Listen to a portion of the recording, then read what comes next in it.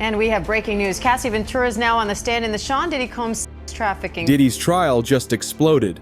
Federal prosecutors say the man, once called a music legend, secretly ran a criminal empire built on drugs, power, and pure fear. And the first thing they revealed in court, that he hired a male escort and forced him to urinate on Cassie. You heard that right. This wasn't leaked gossip. This was said in court on the very first day of trial. Before we get into exactly what happened, hit subscribe right now. You won't believe what comes next. Prosecutors didn't waste time. They opened the case with disturbing claims about so-called freakoffs, private parties allegedly organized by Diddy. Escorts were flown in, substances were supplied. And Diddy? He was always watching, always in control. According to court testimony, one of these parties went way beyond disturbing. The government says Diddy ordered a male escort to urinate on Cassie while he watched. When they were showing the 13 pictures of men, different races, predominantly black men, who had the freakoffs with Combs and Ventura, according to Ventura, she was able to name some of those people. She was able to name the locations of where they happened. Some she said were regular, but there were maybe 2 or 3 that she didn't remember the name, but she recognized. And that Cassie wasn't just humiliated, she was powerless. This wasn't a one-time thing. Prosecutors believe Diddy used these parties to assert dominance, break boundaries, and maintain control over everyone in his orbit. And now, federal charges could finally bring it all down. He's facing 3 major counts: racketeering, transportation for unlawful activity, and coercion. If convicted, he could lose everything. And the evidence is stacking up. A woman referred to as Jane Doe says she was forced into unprotected acts. She begged Diddy to allow protection. He said no. She admitted she took substances, not for fun, but just to survive what she says he made her do. She told investigators, this wasn't intimacy, this was survival. Cassie didn't hold back. She told the jury these freak-off sessions were filmed. She says it felt like private adult content created just for Diddy. She called them disgusting, degrading, and said they made her feel insane.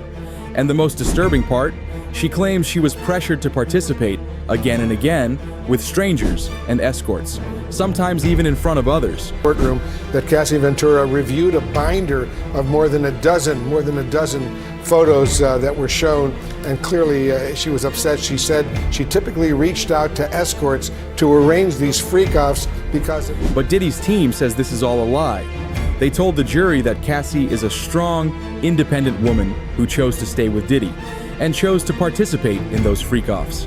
Cassie is expected to testify about a specific freak-off, one that involved another witness, Mr. Phillips. That incident still hasn't been revealed in court yet. Courtroom observers believe it could be the most violent and graphic testimony yet. If the jury believes it, and it links back to Diddy's inner circle, that might be enough to prove criminal conspiracy. And if that happens, this isn't just a scandal anymore, it's prison time. They admit things were toxic, but say, that doesn't mean he's guilty of trafficking. They want the jury to focus on law, not emotions. It's life we agree with, we think it's appropriate, we may think they're sick and demented. The issue is it a federal offense? Where's the fraud, where's the coercion, right? Where is it that there was a gun put to your head and you said, hey, you... But here's the twist. One of the government's witnesses isn't a woman. He's a male escort. He says he was flown across state lines, paid in cash, and brought into these parties with Cassie while Diddy watched. This is where the Mann Act comes in. It doesn't matter if there was consent. If the jury believes a person was paid and crossed state lines for this, that's a federal crime. Even if just one part of that story holds up, Diddy is done. His lawyers say the man wasn't a professional, that he's lying, but prosecutors claim they already subpoenaed at least one person who confirms this happened. The jury now holds Diddy's entire future in their hands. 8 men, 4 women, all told to avoid media. But this story is everywhere. It's impossible to escape. And inside the courtroom, Diddy sits with his team, his twin daughters, his sons, his brand, all watching. He clutches a Bible, but the prosecution made one thing clear. This isn't about judgment. It's about control and consequences. Just months before this trial, everything started to fall apart, fast.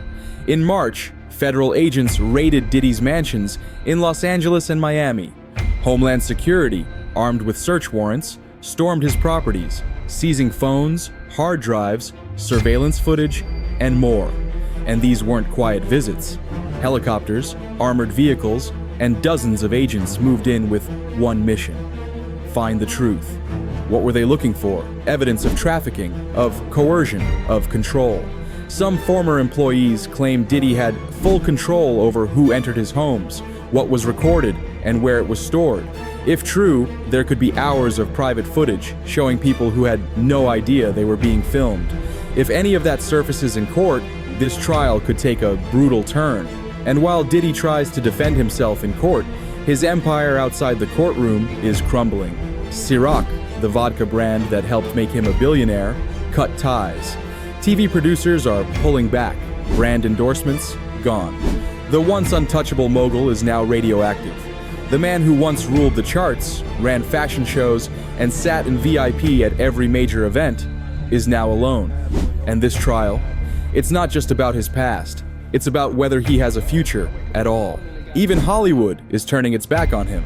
Leonardo DiCaprio, once seen partying alongside Diddy at exclusive celebrity events, now wants nothing to do with him.